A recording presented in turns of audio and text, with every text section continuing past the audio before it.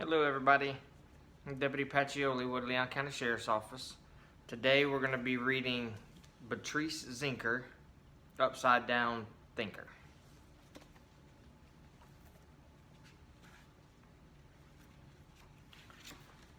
This is the very beginning. Beatrice Zinker always did her best thinking upside down. It worked like magic and she never questioned it. It worked like poof. It worked like presto. It worked like Shazam on every problem, every pickle, and each and every jam. But not everything in her life was a piece of cake. The Zinkers were a right side up family. Being the upside down daughter wasn't easy. Her siblings didn't make things any easier. Beatrice was the middle child. Her older sister Kate was a cookie cutter version of their mother, Nancy. Her baby brother, Henry, was a cookie cutter version of their father, Pete. Even the cat seemed cut out to be a Zinker. Beatrice, however, had been different from the very beginning. The Zinkers liked boxes and boundaries, but not Beatrice. She climbed out of her first box as soon as she was able. Kate's first word was Mom. When Beatrice finally spoke, her first word was wow. Wow indeed, said her father. Uh-oh, said Kate. Oh no, said her mother. What now? As Beatrice grew, Kate said a lot of uh-oh. Nancy Zinker said a lot of oh no and a lot of what now. When Beatrice was 5 years old, she headed off to William Charles Elementary. It was an upstanding institution with a stand-up reputation. Keep your chin up, Buttercup, encouraged her father. Take it easy on Miss Beasley, her mother teased. Beatrice tried her best. She filled up on facts and figures 5 days a week. She sat at circle time. She relied on rules and relaxed into the routine. But kindergarten couldn't counteract the pull of gravity. Despite the daily dose of ABCs and 1, 2, 3s, her mind still gravitated towards maybes, what ifs, and could be's. Maybe she'll grow out of it, said the parents at pickup time. Maybe, said Nancy Zinker. Maybe was actually one of Beatrice's favorite words. Occasionally, one of her maybes was a hit, and others saw things her ways. It happened often. Nothing happened fast. But in first grade, on Halloween night to be exact, Beatrice found a friend named Lenny. In matching costumes, they found plenty of candy, a lot of common ground. After that, they spent recess in trees, sailing high seas and fending off zombies. Sometimes they were ninjas. Some days they were knights.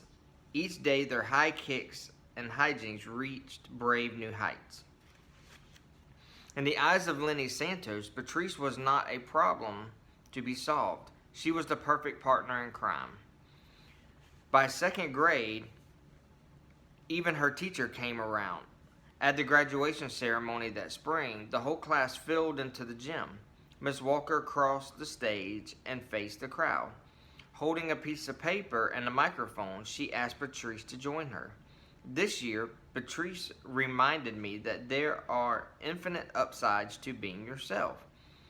Infinite upsides and infinite upside downsides, too. Beatrice squinted under the lights as Miss Walker made it official. This special award goes to Beatrice Zinker, our very own, very best upside down thinker. Wow, said Beatrice. Wow indeed, said her father from the second. Her mother stood up to snap a picture and spotted a problem. The award was upside down. Flip it around, she told Beatrice. Beatrice turned the paper right side up and struck a picture-perfect pose. Ta-da, she said. Once she had it in writing, there was no turning back. And the picture says, Upside Down Thinker. Beatrice Zinker. Every idea starts as a tiny seed. even the biggest idea of the very best upside-down thinker. 3 months later, Beatrice launched the most important plan of her upside-down life. But the seed of the idea was planted that very afternoon in June on graduation day. The award was still crisp in her hands. The ink was still damp. Her cheeks still hurting from smiling. Beatrice never felt better. After the ceremony, everyone poured into the playground for a picnic. Lenny found Beatrice hanging out in her favorite spot. "You've got that look on your face," Lenny said. "The one that always gets you in trouble." "I know," said Beatrice, "but today it's got me this." She's holding her award upside down, hanging upside down from a tree. Lenny held up 2 dripping waffle cones. "I bought ice cream," she said. To celebrate, she lifted up one of the cones like a microphone. "Beatrice Zinker, can you tell the audience what it feels like to be an award winner?" Beatrice accepted the mic. "It feels really good," she said, "like I'm finally free to be me." "Look out, world," Lenny shouted into her ice cream. "Beatrice is on the loose." "Shh," said Beatrice. "People might get suspicious." She lowered her voice and looked around. "The best plan I've ever had just popped into my head, but in order for it to work, it has to stay a secret." "Hurry up and tell me," said Lenny. "I love secrets." Lenny covered her microphone. Beatrice laid out her latest plan. "Whoa," said Lenny. Her eyes twinkled behind her glasses. "Next year's it just got interesting." She leaned against a tree, took a bite of her ice cream. "Do we get to have a secret base?" "Yep, and we'll need to do a lot of reconnaissance." "What's reconnaissance?" "Spying," Beatrice said. "People aren't always who they appear to be, especially when they know someone is watching." Lenny nodded her head and leaned in. "I've always wanted a good reason to be a spy." "Me too." Beatrice licked her ice cream casually, like they were discussing their upcoming summer vacations and not masterminding the mission. "Do you still have your ninja suit?" "Of course," said Lenny. "I'm never getting rid of that thing." "You can get away with a lot in a ninja suit." That's what I'm counting on," said Beatrice. "So you're in?" "Of course. I wasn't so excited to see my cousins, I'd skip my trip and get right to 3rd grade. Beatrice faltered. "I forgot about your trip." Lenny's family was spending the summer in the Philippines. The 2 drops of ice cream dripped from Beatrice's cone into the grass, just missing Lenny's shoelace. Drip, drop. It was hard to imagine those same feet would be standing on the other side of the world in a few days. "When do you get back?" Lenny shrugged. "Sometime before school starts." "Well," said Beatrice, "at least we have something to look forward to on our first day back. We'll dress in black and the fun begins." "Deal," said Lenny, tapping Beatrice's half-eaten cone with her own. "Here's to really good secrets and all the upsides of being you." While Lenny was away, Beatrice spent her summer practicing ninja moves and brainstorming names for their secret operation. When the first day of school finally arrived, Beatrice woke up smiling. She lifted the blinds and confirmed that she already knew to be true. It was going to be a good day.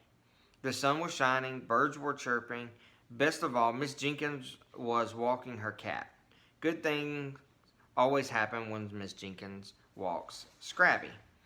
Operation Upside was destined for success. Beatrice rolled over in her bunk and got to work. She tugged her black turtleneck over her head. She pulled on her black pants. Once she was in uniform, she flipped over the rail and scaled down the side of her bed. Her sister Kate stood in a sunny square in the middle of the room, smoothing the wrinkles in her cardigan. She glanced up at Beatrice. "There is no way Mama's going to let you go to school in that." "Why not?" said Beatrice. "It's my favorite outfit." She had high hopes for the day. All of them involved her ninja suit. "You look like a criminal." "No, I don't," Beatrice replied. "I look like me." She had lived in her ninja suit all summer. She only wore something else on laundry days or when her mother made her. "Excusez-moi," said Kate, who was on foreign language kick. "I'm just trying to help." "Maybe she won't even notice," Beatrice said. Kate raised an eyebrow. When it came to Beatrice, Nancy Zinker noticed everything. "You just don't say anything," Beatrice suggested. "And if you really can't help yourself, say it in French so she has no idea what you're saying."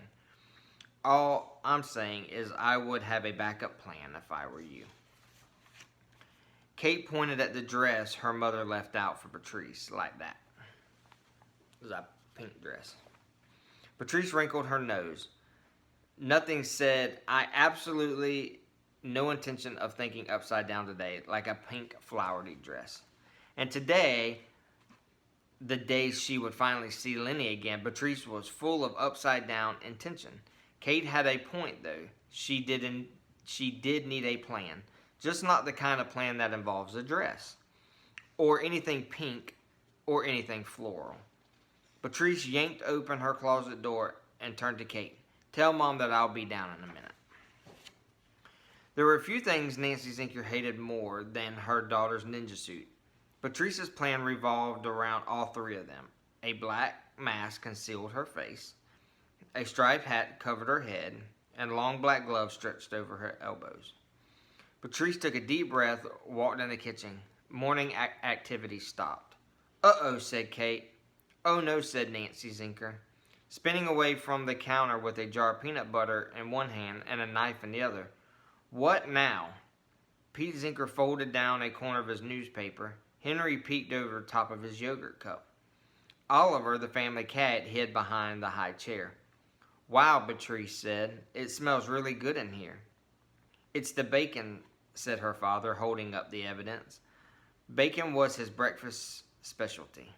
Nancy Zinker ignored the bacon. "You are not wearing that to school, Beatrice," she said. "I told you," mouthed Kate. "You look like a criminal," said her mother.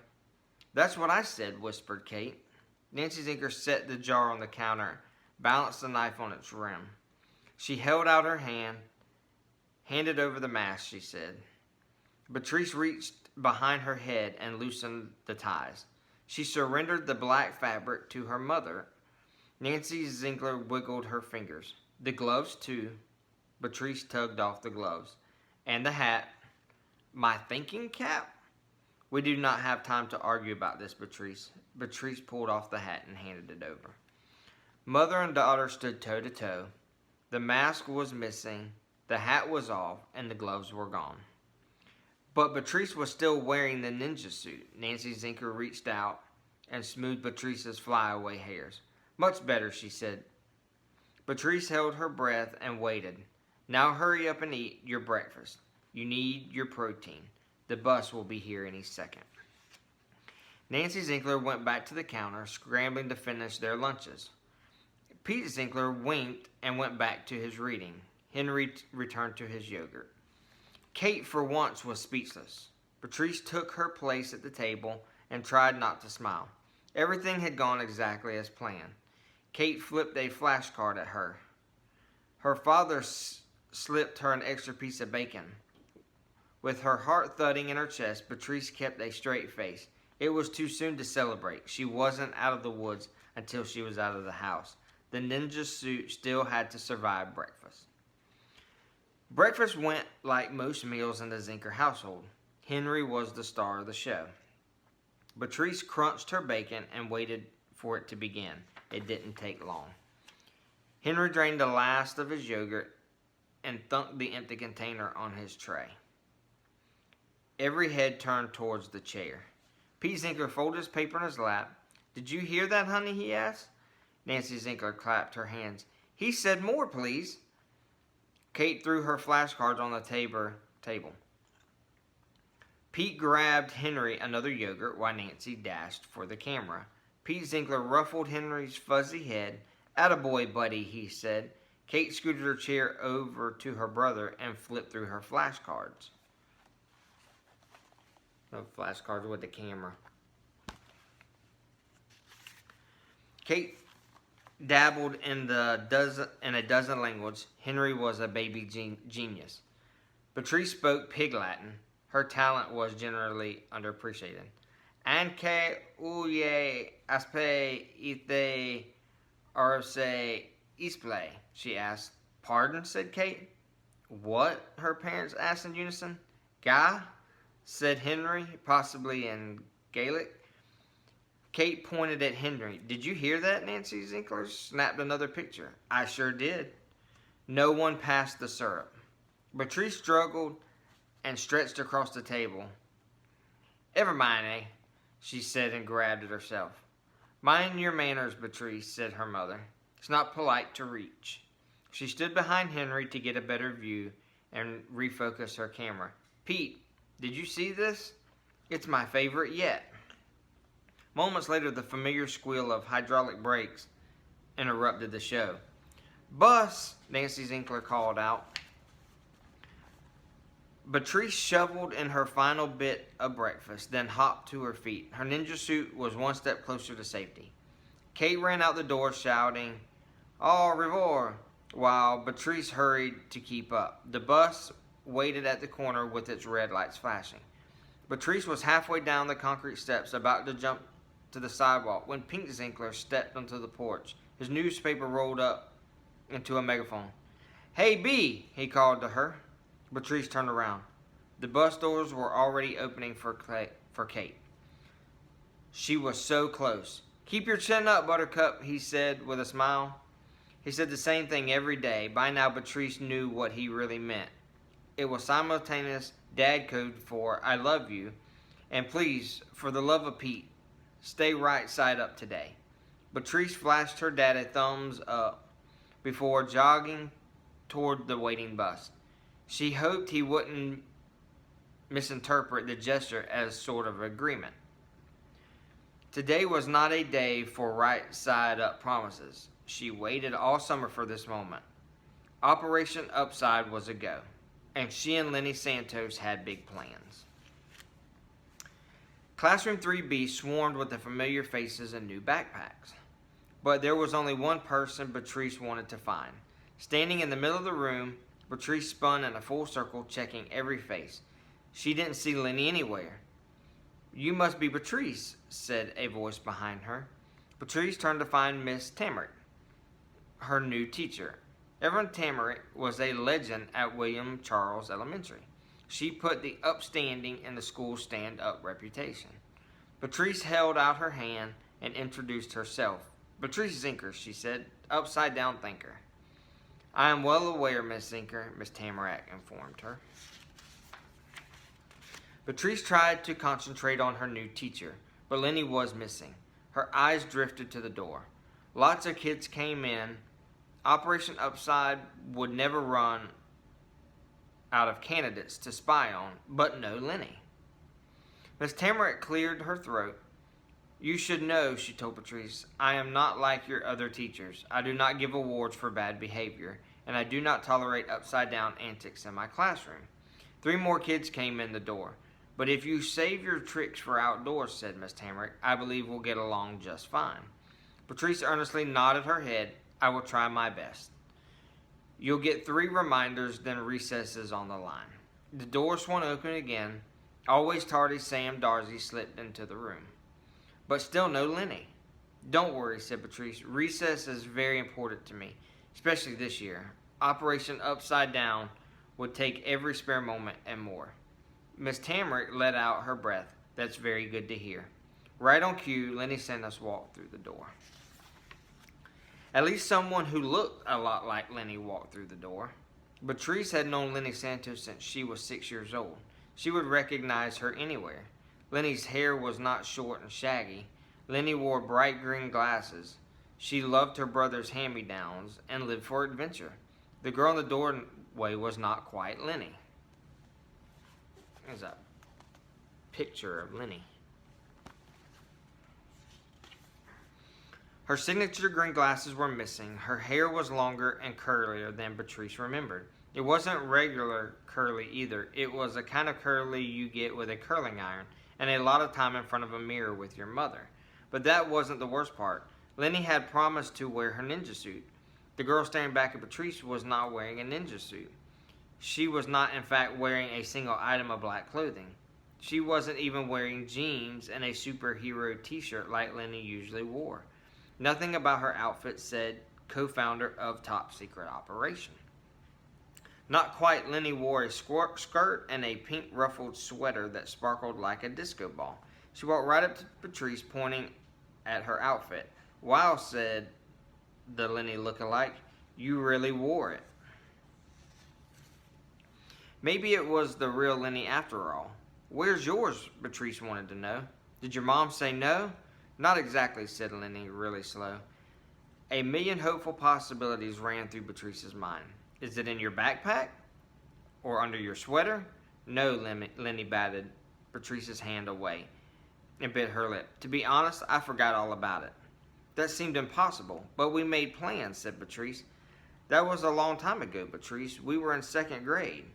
It was only 3 months ago, back when Lenny had straight hair and thought of wearing a ninja suit was the best idea ever." "I have an idea," said Beatrice. "What if we scope out our base today and then we both wear ninja suits tomorrow?" "I don't know," said Lenny. "I'm not sure mine fits anymore." Beatrice tilted her head to the side. It was true. Lenny did look taller, but maybe it was just the curls. Lenny leaned in and lowered her voice. Beatrice stepped closer. "There's someone I want you to meet," Lenny said. "Just be cool, okay?" "I'm always cool," said Beatrice. "Just be normal then." Lenny stepped to the side and revealed the tallest third grader Beatrice has ever seen. Lenny waved her forward. "This is Chloe, my new neighbor. She just moved in." "Hi," said Beatrice, looking up at Chloe. "Hey," said Chloe, looking down at Beatrice. "Beatrice is the one I told you about," Lenny added. Relief rushed through Beatrice. Lenny had forgotten their official plans over the summer. But at least she had not forgotten her completely. Then Lenny said something else. There's one with sisters in 5th grade. She's the one with sisters in 5th grade." "The sisters who run the foreign language club?" Chloe asked. Beatrice blinked her eyes and shook her head. "Even suited up in a ninja costume, there are certain things that you're never prepared to hear." "Your sister's club sounds like a great way to meet new friends," said Chloe. Lenny threw her arm around Chloe. "Will you talk to Kate for us?" No words come to Beatrice. She just stood there thinking. She wasn't thinking of an answer for Lenny. Instead, she pictured Miss Jenkins and her cat and how today was not supposed to go like this. Miss Tamarick closed the door, clapped her hands. "Find your seats, class." Before Beatrice could recover her voice, Lenny walked off and searched for her seat. She located her name at a desk near the door. "Look, Chloe, your desk is right next to mine." Chloe dropped her shiny purple backpack on the desk adjacent to Lenny's. Beatrice trailed after them, searching for a spot nearby. Miss Tamarick called her name. "I put you right here, Beatrice," she told her, patting the tabletop at the front of the classroom, "where I can keep an eye on you." The room quieted. Beatrice felt everyone's eyes as she slid into her seat. Miss Tamarick stood directly in front of her. "Good morning, class," she announced. "Welcome to 3rd grade." Beatrice checked the clock. There were exactly 87 minutes until recess. She had 87 minutes to fix things with Lenny, 87 minutes to coordinate a rendezvous point, and 87 minutes to make a plan. None of that worried Beatrice, but this did. Her desk was right under Miss Tamarick's nose. She had exactly 87 minutes to stay out of trouble, or recess was gone, and it was all for nothing. Operation Upside Down was doomed. Miss Tamarick watched her like a hawk, with the threat of losing recess looming over her and Operation Upside in jeopardy. Beatrice was on her best behavior. Nevertheless, the morning was filled with one misunderstanding after another.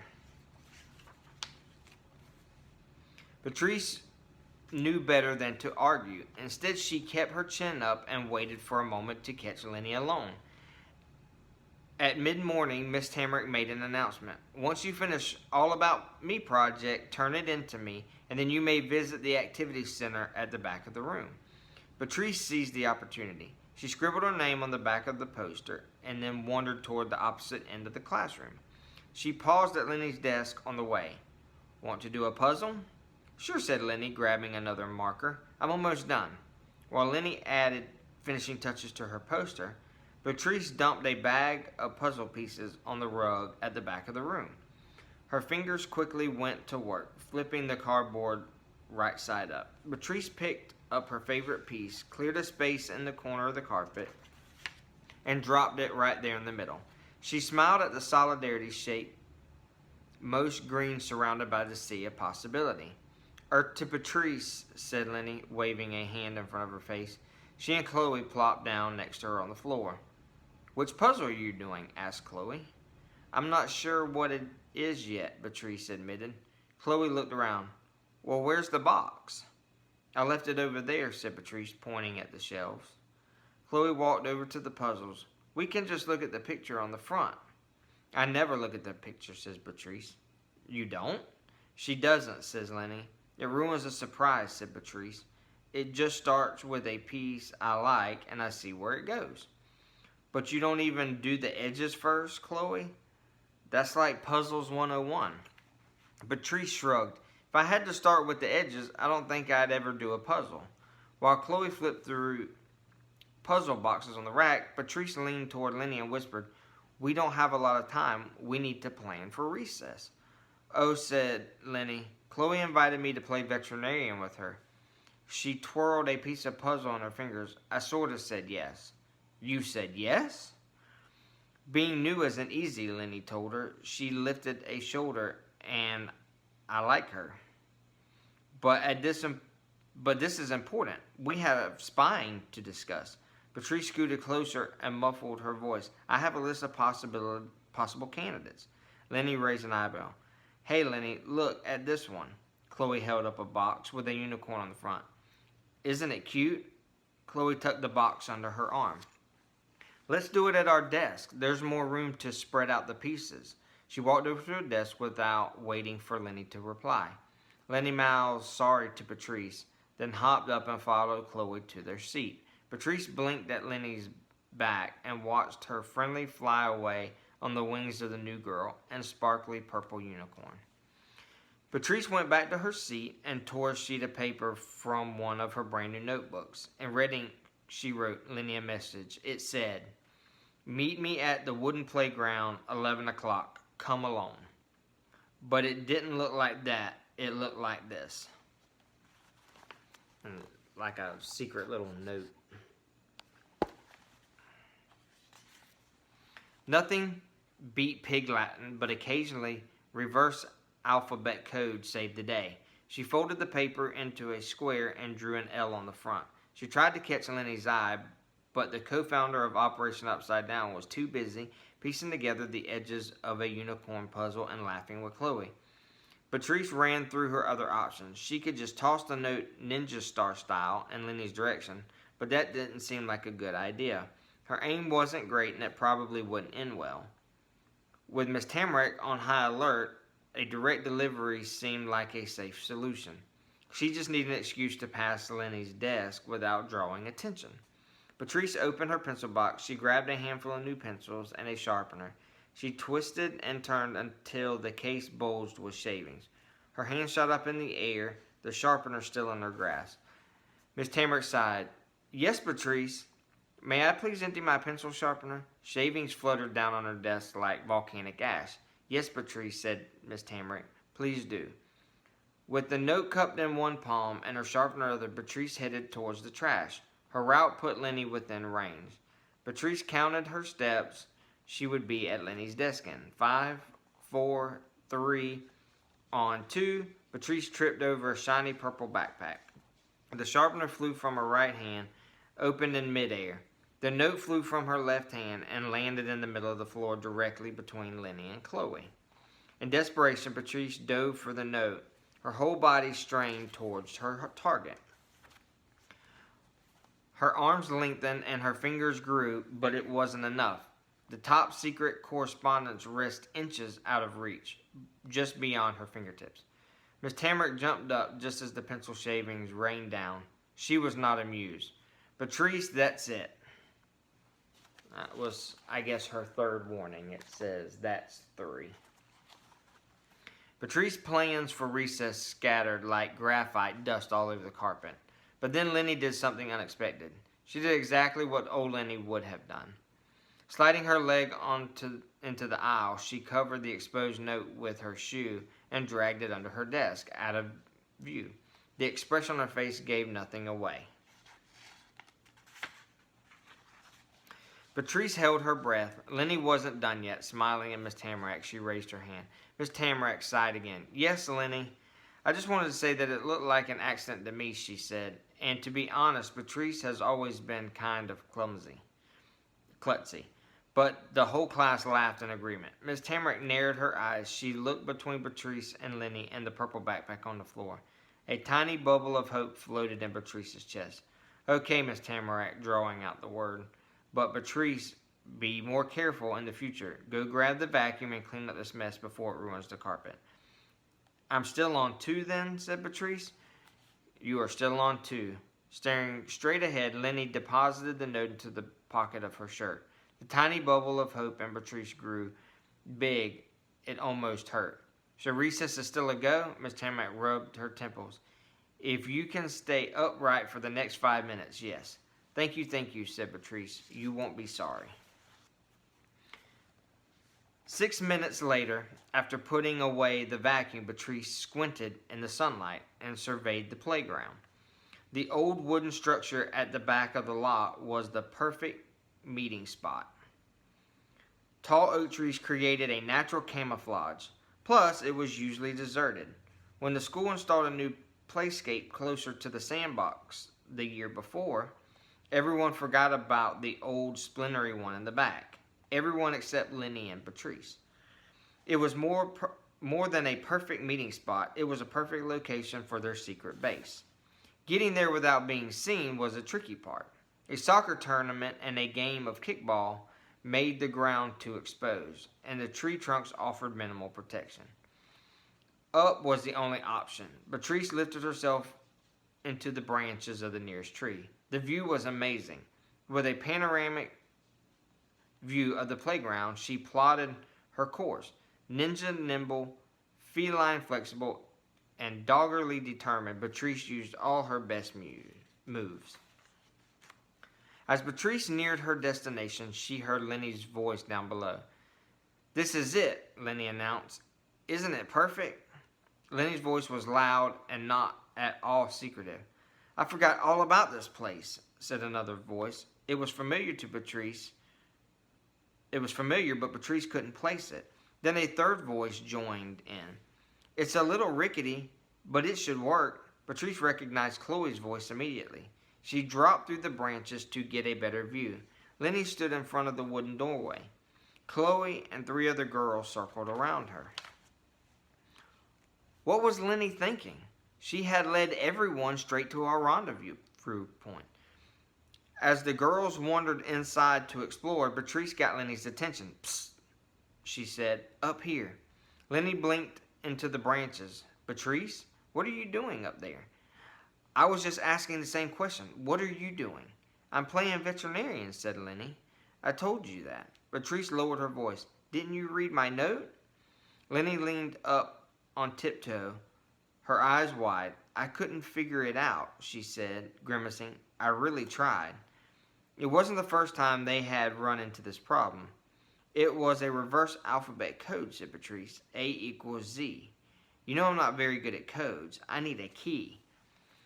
"Plus, you don't have your glasses on," Beatrice pointed out. That she had to ask, "Why don't you have your glasses on?" "Beatrice, what if this is my moment and I need to take it?" Lenny wasn't making any sense. "Your moment for what?" asked Beatrice. "For things to be different," said Lenny. Beatrice tilted her head. "You want to be a veterinarian?" "No," said Lenny, "but don't you ever wish you were different?" Beatrice shook her head and told the truth. "Not really." "Well," said Lenny, pushing up glasses that weren't there, "not everyone can be like you." "I know that," said Beatrice. Lenny didn't look convinced. She was about to say more, but Chloe called her name. "Lenny, where'd you go?" She walked over to Lenny under the tree. "What's up?" Lenny pointed at Beatrice through the leaves. Chloe waved. "Oh, hey, Beatrice." She craned her neck, looking confused. "What are you doing up there?" Beatrice was trying to salvage a top-secret mission with her best friend, but she couldn't tell Chloe that. Instead, Beatrice closed her eyes and made a quick decision the kind co-founders of secret operations specialize in. Keeping her legs wrapped tight around the branch, Beatrice swung into position. "I'm playing veterinarian with you," she told Chloe. "I'll be the monkey." Chloe shook her head. "Sorry, you can't be a monkey." "Why not? Are you the monkey?" "No," said Chloe. There are no monkeys. I'm the veterinarian." "Can I be a snake then?" "Ooh," said Chloe. "Definitely no reptiles." "But what about a sloth?" Beatrice suggested. "They're cute." "Can't you just be something normal?" Lenny whispered up at her. "How about a bat? If you really think about it, bats are probably more common than cats." The other three girls, Grace, Parvati, and Eva, came out to find them. "I'm a poodle," said Grace. "I'm a puppy," said Parvati. I'll be a cat," Eva volunteered. "Perfect," said Chloe. She pointed into the tree. "Beatrice is a bat." Lenny glared up at Beatrice. Beatrice stared down at Lenny. Their eyes said all the things they couldn't say out loud. "Come on, guys," said Chloe. She waved her arm and ducked through the doorway. Lenny shrugged up at Beatrice and then followed Chloe inside, followed by Grace the poodle, Parvati the puppy, and Eva the cat. One by one they disappeared, first the two vets, then the three pets. Beatrice the bat stayed outside alone, pondering her next move. Laughter echoed out of the new veterinary clinic. Beatrice didn't know what was so funny, but Lenny laughed the loudest. After a whole summer of preparation and 87 minutes of third grade desperation, everything was falling apart. Luckily, Beatrice knew what she had to do. Lenny's laughter meant one thing. It was time for an injured wing. Rocking back and forth, Beatrice gained momentum. On the count of 2, she flipped her legs, stretched out her arms, and flew. "Eek!" she screeched in her best bat voice. She planned to land in a graceful crumple. She planned to clutch her wing and whimper. When they all came out to investigate, she planned to impress them with her pretend bat skills. But like the rest of her day, things didn't go exactly as planned. The ground arrived sooner than she expected and smacked her in the face. "Ow!" she screamed, sounding more like a human than a bat. Lenny rushed out of the clinic. "What was that?" "It was me," Beatrice mumbled, sprawled on the ground. "Beatrice!" Lenny screamed. Chloe rushed out behind her, followed by the trio of pets. "Eek!" screeched Chloe, sounding more like a bat than a vet. Kids came running from all corners of the playground. It didn't take much to draw a crowd at recess. Maybe it was Beatrice's bat scream. Maybe it was her real one. Maybe it was Lenny's scream. Or maybe it was the way Chloe hadn't stopped screaming. Lenny knelt next to Beatrice, her eyebrows pinched together. "Beatrice, you're bleeding," she yelled. Her eyebrows didn't pinch together like she was worried. They pinched together like she was mad. Beatrice touched her face. It was sticky with blood. Chloe turned pale. "I think I'm going to faint." Beatrice jumped to her feet, covering her face with her sleeve. "I'm okay," she announced.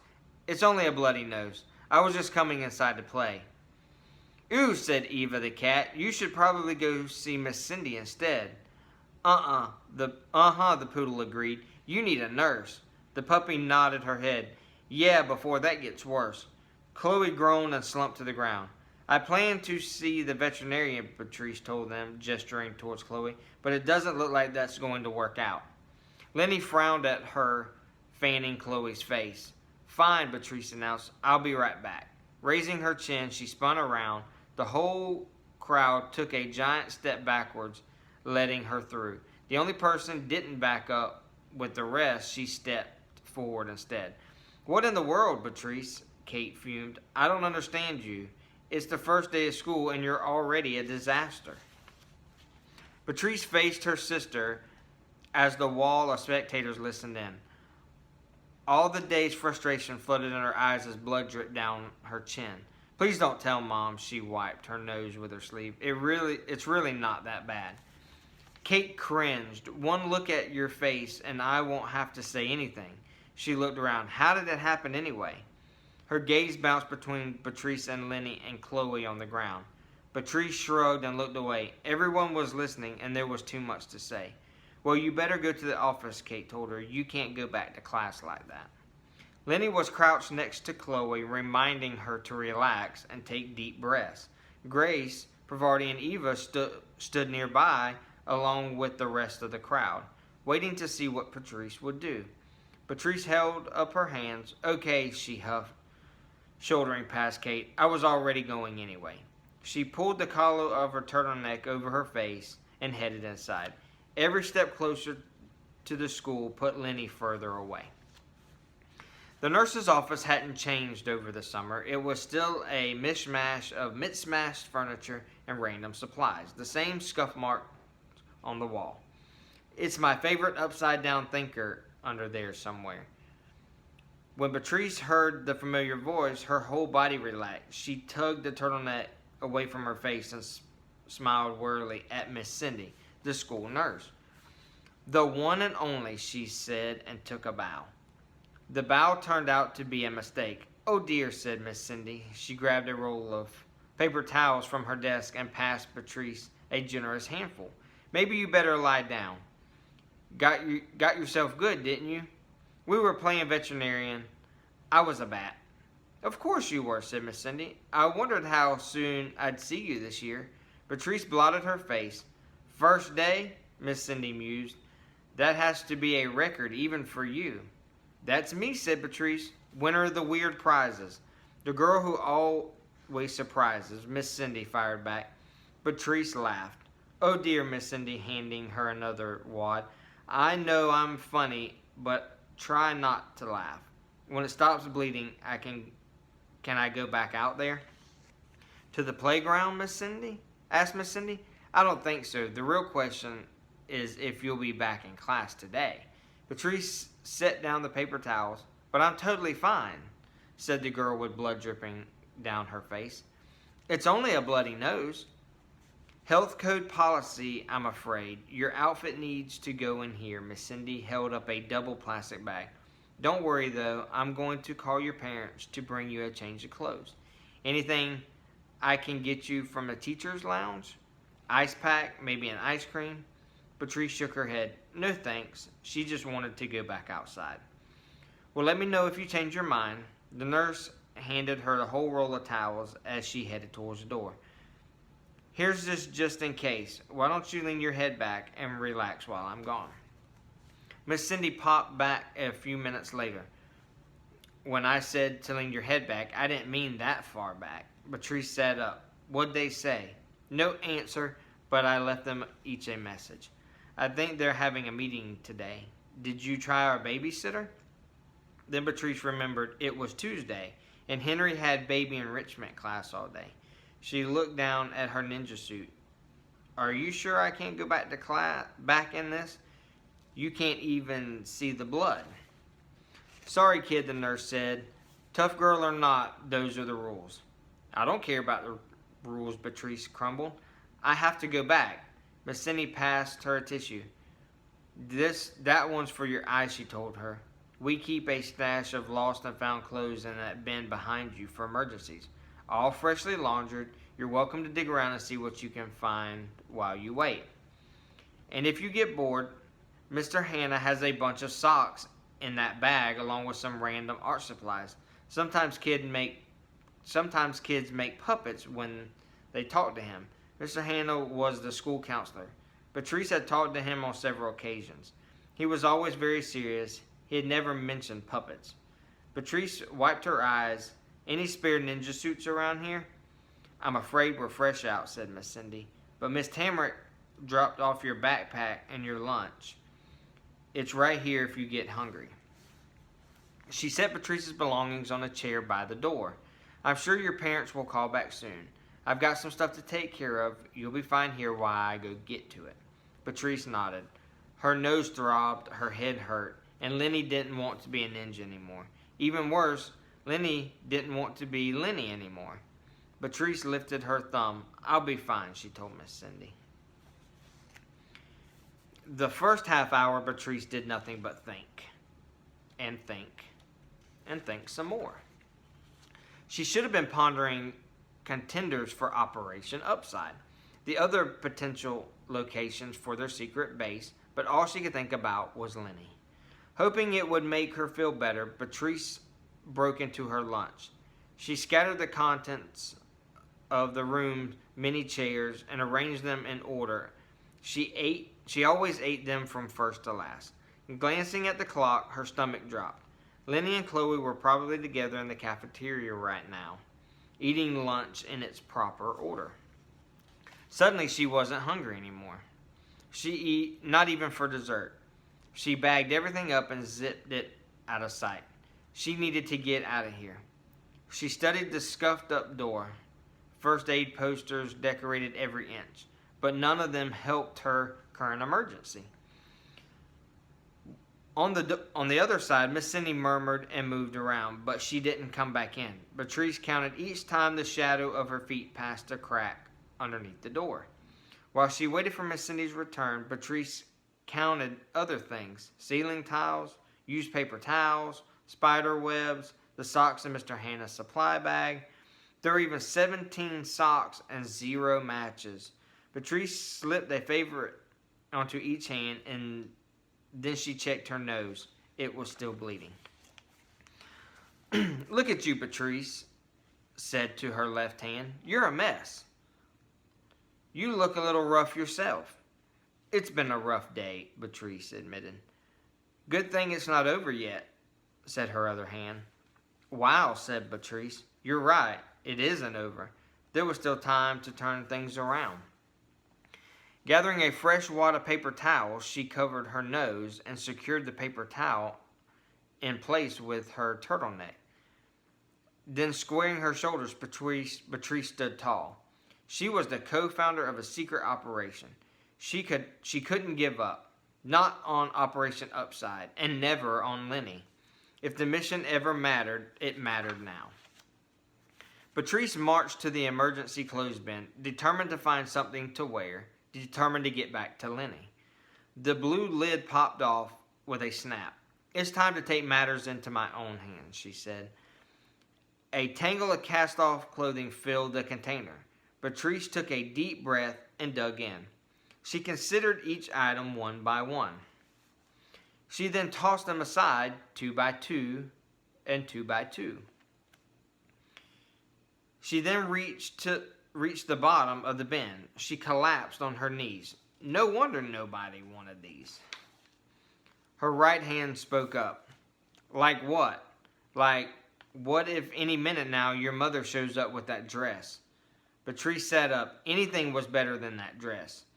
She closed her eyes and reached into the pile again. Her hands pulled out a pair of plaid pants and a cable knit sweater.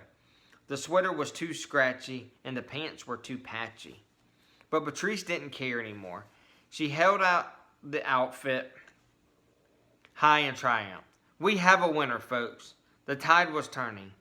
Even her nose cooperated and finally stopped bleeding. Beatrice tossed the used paper towel into the trash. The evidence of her injury disappeared into the bin.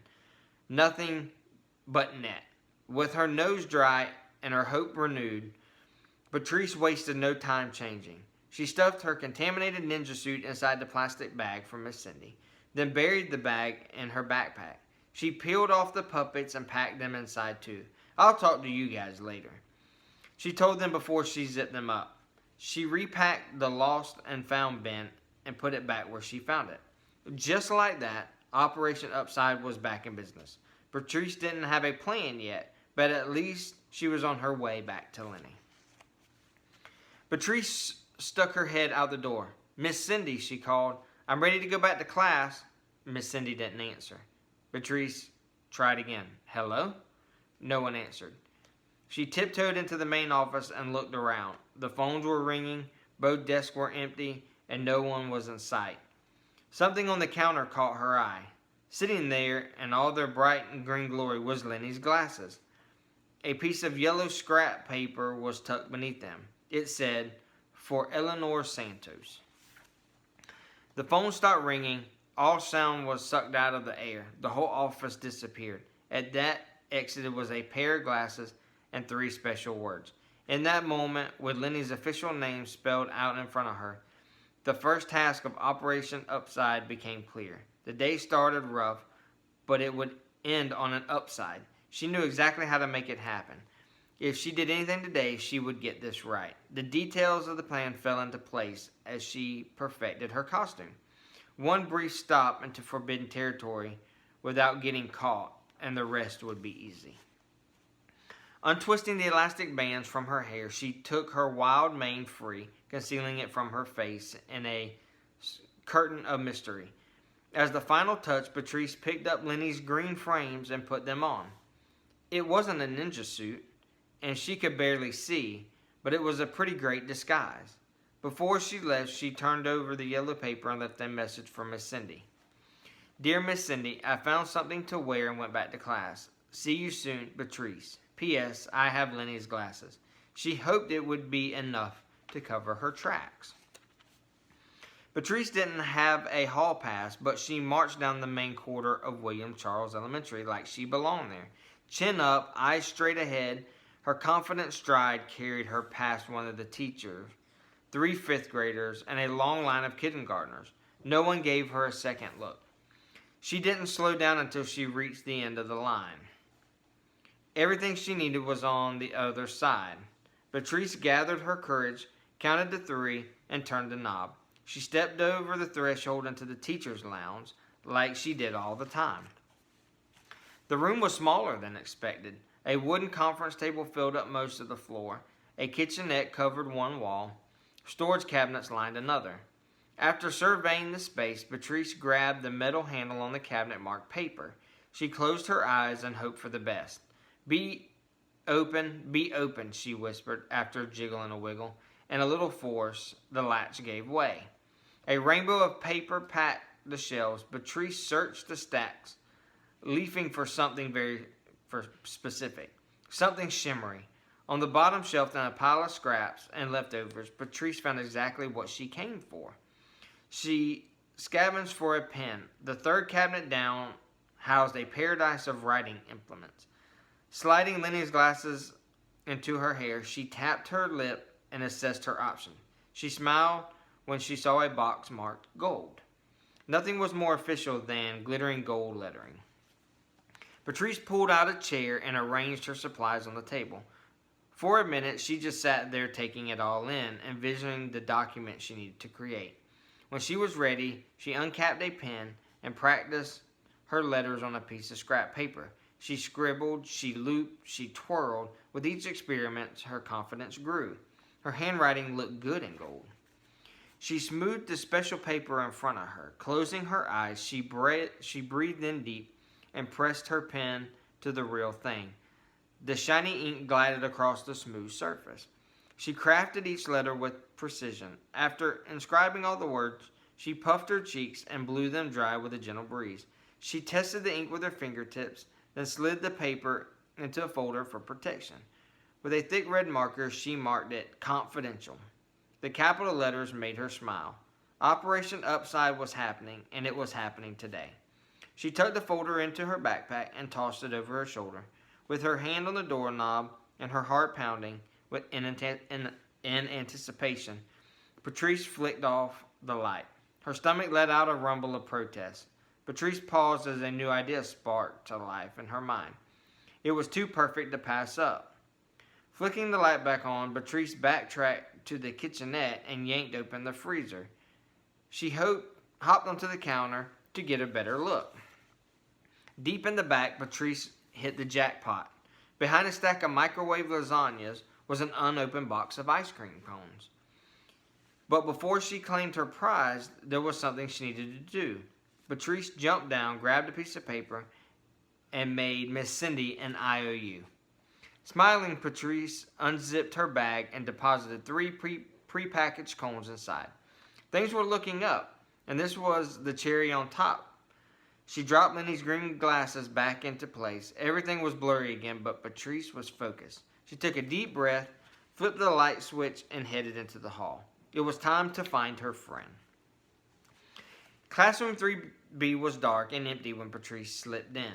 The screaming sounds of recess seeped through the windows. Beatrice lifted up the blinds and Lily's glasses to get a better view.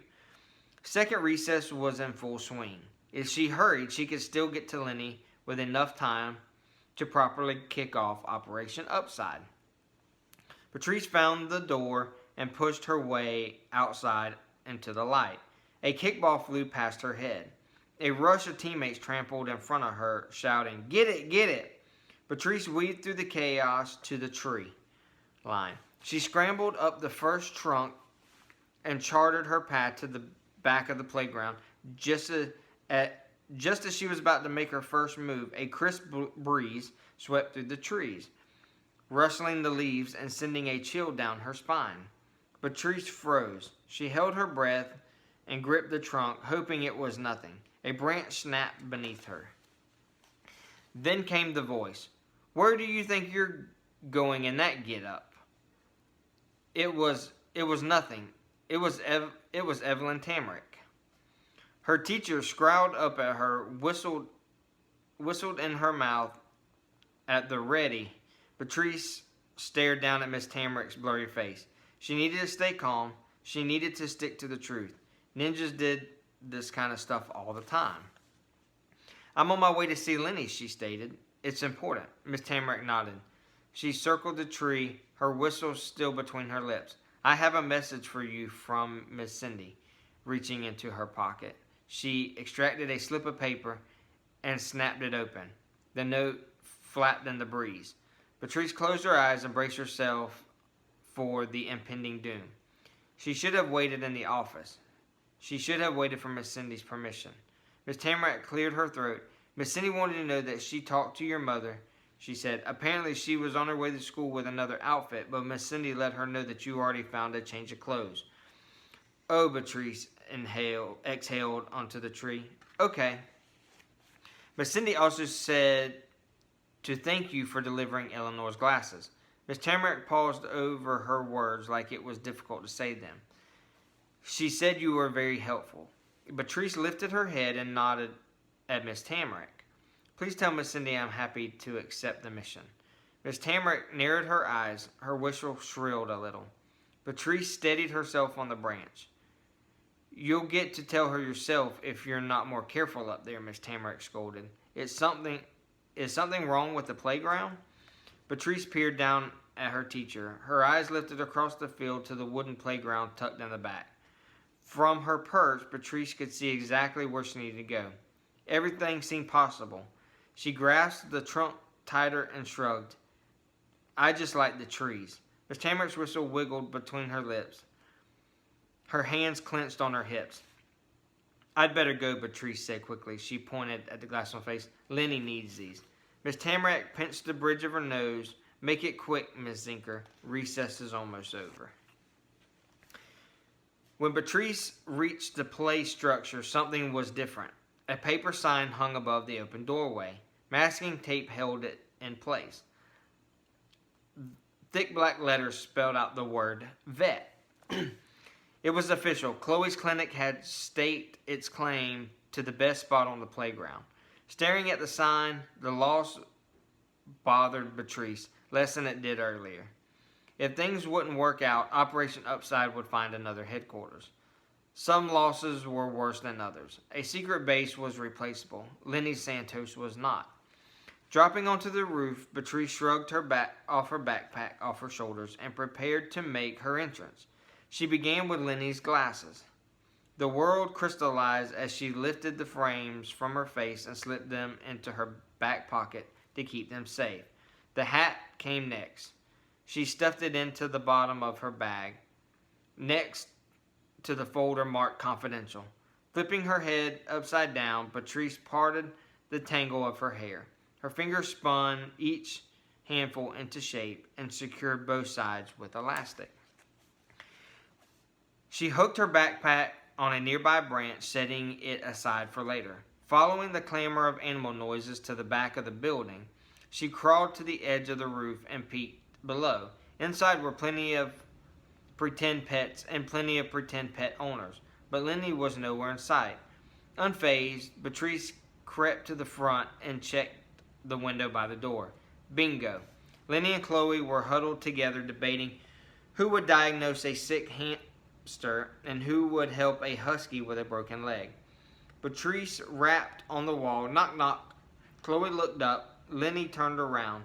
When they saw her, Chloe folded her arms and Lenny frowned. Please tell me you're not a bat, said Chloe. Beatrice shook her head. I'm done with that, but I have a new idea if you're ready. Lenny and Chloe looked less than ready. Beatrice filled her lungs and proceeded anyway.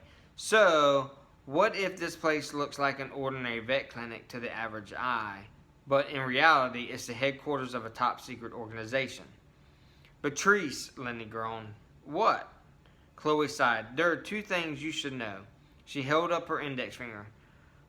First of all, this is no ordinary facility. We are world-renowned. Another finger joined the first. Second, we do not participate in illegal activities. What if it's legal? Good. Even Beatrice lowered her voice. Just a secret. We're just as nice, normal clinic, Beatrice, said Lenny. Exactly, said Chloe. I don't like secrets. With that, she spun on her heel and walked away.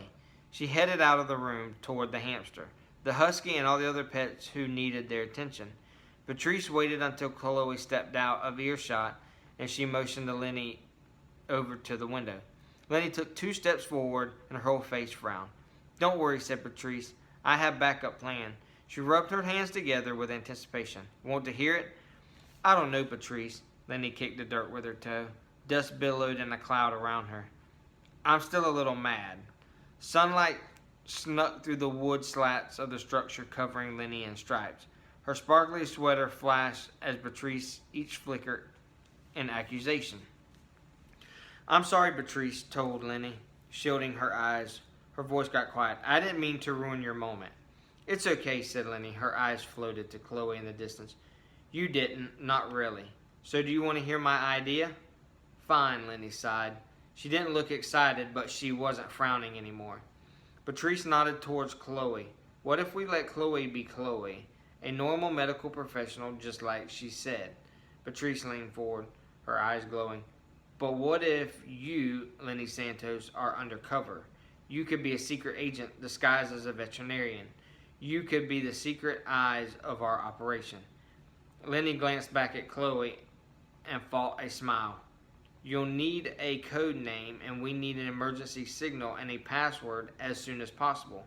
You should also brush up on your pig Latin and your decoding skills, of course. Lenny laughed. I didn't say yes yet, you know. I know. Beatrice reached into her pocket. But either way, you'll need these. Stretching her arm, Beatrice held out her hand. Her fingers unfolded like a flower. Lenny's bright green glasses rested in her palm. Hey! Lenny grabbed her specs. Where did you get these? They turned up in my travels. Lenny slid her glasses over her ears. Better? Beatrice asked. She reached over and pulled the veterinarian sign off the doorway. You can read this? She flipped it around. What about now? Behind her glasses, Lenny's eyes grew with her mouth fell open. It says my name. She grabbed the paper from Beatrice's fingers. How'd you do that? I don't know. Beatrice studied the letters. I think it's a sign. Well, duh, said Lenny. No, I think it's trying to tell us something. Like what? Maybe that it's okay to be more than one thing? Huh, said Lenny, flipping the paper back and forth, contemplating the changing words. So what you say, Lenny Santos? The corner of Lenny's mouth turned up. I say maybe. Maybe's good, said Beatrice. Maybe was very good. I'll be in contact, Beatrice told her. Expect me when you least expect me. She gave Lenny a thumbs up, and that's a promise. Beatrice tapped Chloe's sign back in place above the door and disappeared into the trees. McTammer's whistle rang across the playground. It was a warning call. Recess was winding down. Beatrice had 5 minutes to complete her task. Whether Lenny was official in or officially out, Beatrice was determined to deliver the document in her backpack.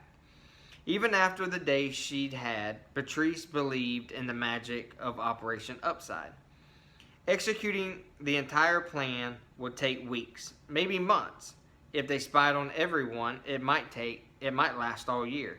But today Beatrice would make the first move. Balanced high in the bough of her favorite tree, she reached into her backpack and grabbed the confidential folder. She lifted the cover and studied the crisp piece of paper inside. It shimmered in the sunlight like Lenny's new sweater. The rightness of it filled her chest. Like a special piece of puzzle, it was a perfect way to begin. Far below, Lenny stood outside the wooden doorway of Chloe's clinic, smiling. With her hands in her back pocket, she studied the vet sign. Her hair was still curly, her sweater was still sparkly, but Lenny looked like Lenny again. Maneuvering through the branches, Beatrice dropped down next to her friend. "One more thing, Lenny." Lenny spun around with her hand on her chest. "Beatrice," she screamed, "are you crazy? I warned you to expect me when you least expect me." Lenny looked into the leaves above her head. "But you just left." "Exactly," said Beatrice. Lenny grinned. "I guess you win then." "Actually, you win," Beatrice said. "That's why I'm here." She pulled the folder from behind her back and presented the award to Lenny. "Today, I realized the first upside had to go to you." Lenny looked up at Beatrice, then down at the paper in her hands. She adjusted her glasses as her eyes moved over the words, tracing and retracing the gold letters. "I don't know what to say." Beatrice knew exactly how Lenny felt. 3 months ago, standing in the gym with her own award, she felt the exact same way. "I know we planned to pick people together, and after this, we will. But if anyone deserves to know how great they are, it's you." Beatrice reached behind her. "Hold on," she said. "There's one more part." She dug the ice cream out of her backpack. "We need to do this right." She ripped the plastic wrap with her teeth and aimed the cone at Lenny. "Lenny Santos, how does it feel to be an award winner?" "Kind of amazing." Lenny grabbed the mic and took a giant melty bite. "Really, really great." She couldn't stop smiling. Beatrice tore the wrapper on the other microphone. "What do you think of the name Operation Upside?" she asked Lenny. Lenny took another bite, considering. "I think it's perfect," she decided. "But if you pick the name, I get to pick the password. And maybe sometimes you can be a cat." Beatrice laughed and bonked her cone on Lenny's. "Deal," she said. With a mouthful of ice cream, Lenny leaned towards the tree and looked around. "So who gets the next one?" "Well, we still need to do a lot of reconnaissance, but I think the next place should be up to you." Lenny glanced back into the veterinarian clinic where Chloe was giving orders. She bit her lip, hesitating. "What about an edge piece?" Beatrice followed Lenny's eyes. "Chloe?" Beatrice turned the idea over in her mind and smiled. "I like it." Chloe had single-handedly started a world-renowned veterinarian clinic on her first day at the new school. It was hard not to like that, or at least a little bit. "You do?" Lenny said. "I had a lot of time to think today. Just because I'm upside down doesn't mean everyone has to be. Isn't that the whole point?" Lenny borrowed Beatrice's words. "Wow," she said. "She can't know it was us, or we still have a lot of planning to do." Beatrice reached into her backpack and pulled out the third cone. "But for now, do you think she wants some ice cream?" Lenny lifted her eyebrows. "You brought her one? Everyone likes ice cream, right?" Beatrice shrugged her shoulders. "And someone told me it's not easy to be the new girl." Miss Tamrick's final whistle echoed through the trees. Beatrice looked into the branches above her head, thinking Chloe will go back to class my way? Lenny laughed. "Not a chance in the world." "I didn't think so." Beatrice flipped to the ground. "Okay," she said. "We'll do it her way." Lenny leaned into the clinic. "Hey, Chloe, want to walk back with us?"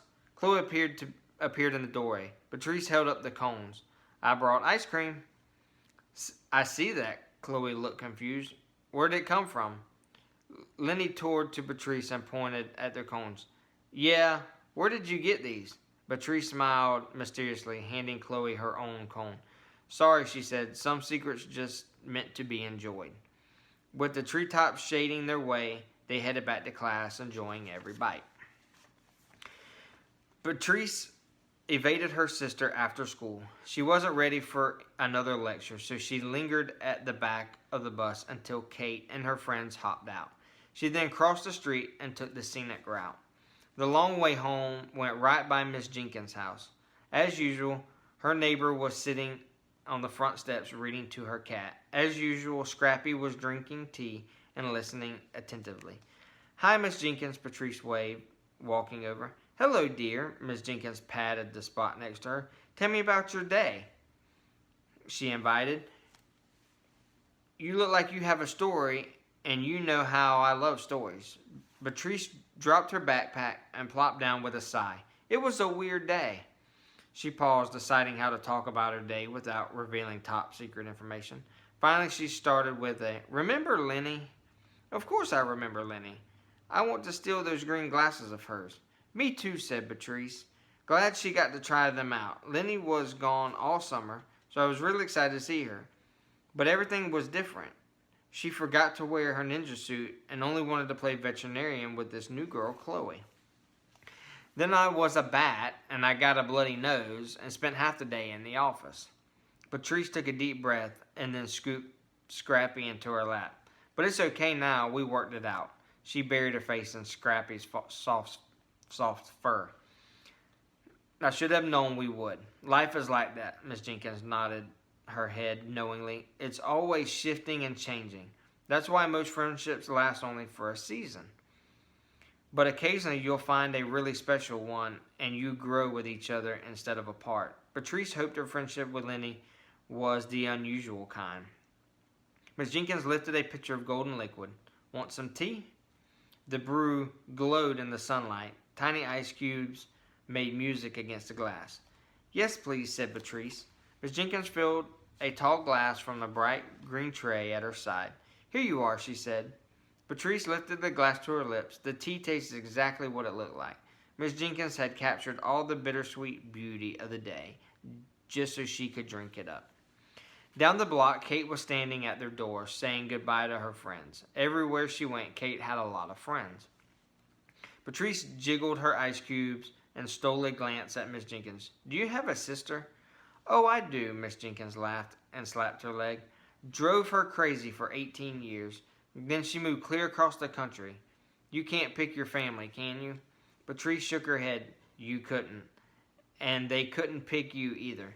Miss Jenkins nudged her elbow. "But you know what's funny?" Beatrice shrugged. "Not really. Nothing seemed particularly funny when Kate was probably in the house complaining about her right this second. Now my sister calls me every day. We couldn't be more different, but deep down there is no one more the same. I wish we'd realized that when we were younger." Beatrice tipped back the last of her tea, trying to picture ways she and Kate were anything alike. The Zinkers' babysitter peeked her head out the front door, frowning. Her eyes searched up and down the street and then squinted up into the trees. Beatrice set down her glass, handed the cat to Miss Jenkins. "I better go. Daphne gets worried when I don't come right home." Miss Jenkins patted her hand. "I understand, dear. They're lucky to have you. Come back tomorrow. The tea will be here, and so will we." Beatrice took the front steps 2 at a time. "I'm here, Daphne," she announced as she bounced through the door. She made a beeline for the laundry room and tossed her backpack onto the floor. In the kitchen, Kate was telling Henry and Daphne all about her first day of school. Beatrice lifted the lid on the washer and dumped her ninja suit inside. Operation Upside had survived its first day, but for the co-founder of top secret organization, the work was never done. After a drizzle of detergent and a push of the button, the machine started to hum. Kate's voice faded as the room filled with the sound of water and bubbles and a fresh start tomorrow. Beatrice slung her backpack over her shoulder and ventured down the hall. She stopped in the kitchen doorway. "Want a snack?" Daphne held up a plate of vegetables. "We're practicing our French." Henry and Daphne sat on the side of the kitchen table, nibbling baby-sized veggies. Kate sat across from them, holding up flashcards. Kate's eyes flicked up and met hers and drifted to her nose. Despite Miss Jenkins' story, Beatrice couldn't imagine an older version of Kate calling her every day. Beatrice shook her head at Daphne. "No thanks," she told her. I have some stuff I need to do. Pointing behind her, she backed up the steps. I'll be in my room. Beatrice had just started to relax when Kate's footsteps thudded up the stairs. She peeked her head around the corner and asked, "Are you okay?" Daphne must have sent Kate up to check on her. "F.A.," said Beatrice, "just practicing my pig Latin." Kate leaned against the wall. "Mom just called. She said they're almost home with dinner." She chewed her thumbnail, staring at Beatrice. "Just so you know, I didn't say anything about recess, but she already knew. Miss Cindy called her," Beatrice confessed. "Did she sound mad?" "Actually, no. If anything, she seemed worried about you." Beatrice set out a loud sigh of relief. Kate tilted her head, studying Beatrice's face. "It looks a lot better than it did earlier," she said. Beatrice's cheeks felt hot. It was almost an apology, and from Kate, it was a lot. "Thanks," Beatrice told her. "So who was that girl with Lenny?" "That's Chloe, Lenny's new neighbor. She's a veterinarian." "You mean a vegetarian?" "No," said Beatrice. "Well, maybe. She might be. She takes her animals very seriously." Thinking about Chloe reminded Beatrice of the request Lenny had made first thing that morning. "Hey, Kate," Beatrice said. She made herself ask the question before changing her mind. "I have a question." "Uh-oh," said Kate, standing up straighter. "Do you have room in your foreign language club for Lenny and Chloe?" Beatrice asked. "They think it's a good way to meet new friends." "Sure," Kate said easily. "There's always room." She stepped away from the wall. "Like I always say," and there's some foreign words. "I have no idea what that means." "It means the more the merrier," Kate translated. Beatrice pondered the phrase. She took a deep breath and watched her sister's face. "What about me?" she asked. "Or is that scarier?" Downstairs, a car door slammed, front door opened and closed. Henry tried out his French while Nancy Zinker cooled her hellos. Kate raised her eyebrows. "You really want to join my club?" "Maybe," said Beatrice. "Does Pig Latin count as a language?" Kate cocked her head to the side, considering. "As a rule, I'd say no." "But that's what I thought," Beatrice said. She wasn't even sure why she'd asked. Kate took a step towards Beatrice, her face softening. "But I could think about it. Maybe you should come up here while you think." Beatrice patted the mattress and scooted over to make room. "I highly recommend it." Kate laughed and climbed the ladder to join her. "Whoa," said Kate. "Head rush." She rubbed her temples. "From now on, I'll leave the upside down thinking to you." But this did speed up my decision. "Well, that was fast. What's the verdict?" "Ae, enke, embe, ete, usere, ufe, uye." Patrice couldn't believe to her ears. She clarified it just to be sure. "Did you just bend the rules for me in Pig Latin?" Kate's face turned red. "Aber me," she said. "Girls, we're home," Nancy Zinker called from the kitchen. Patrice flipped to the ground. "So Pig Latin counts?" "Dinner's ready," Pete Zinker announced. "That's what I said," Kate confirmed. "You and your language are in if you want to be." Kate struggled to sit up. "A little help here, please." Patrice reached over her head and rotated her sister right side up. Kate blinked her eyes and struggled to adjust. "You really think you're better like that?" "Like magic," Patrice told her, "every single time." Pete and Nancy Zinker were waiting at the bottom of the stairs when Patrice came down. Funny look stretched across her face. Patrice turned from one to the other. "What's going on?" she asked her mother. Nancy Zinker smiled at her daughter. "We heard about your day," she told her. "Are you really okay?" She inspected Patrice's nose while Patrice nodded her head. Smoothing Patrice's hair, she said, "Your father had an idea." Patrice peeked over their shoulders. The table was set and the good china was out, but the kitchen did not smell like dinner. Her dad wrapped in a giant hug. "I thought we should eat dessert first tonight," he said, Patrice style. Nancy Zinker held up a finger and qualified, "Just this once." There was a dinner, but the plates weren't empty. "Ooh la la," Kate gasped behind her. "So fancy." Patrice dropped into her seat, smiling at her plate like Lenny earlier. She did not know what to say.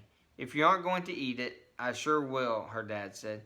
He raised his fork and saluted her. To Beatrice. Beatrice scooped up with a huge helping and closed her eyes.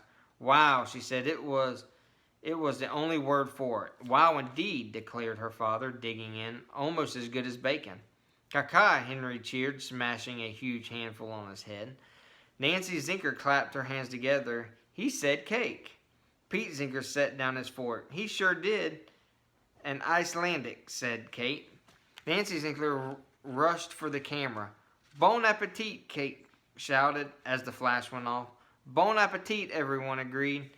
Beatrice wanted to memorize this moment. Not everything in her life was a piece of cake, but tonight the Zinkers were eating cake for dinner.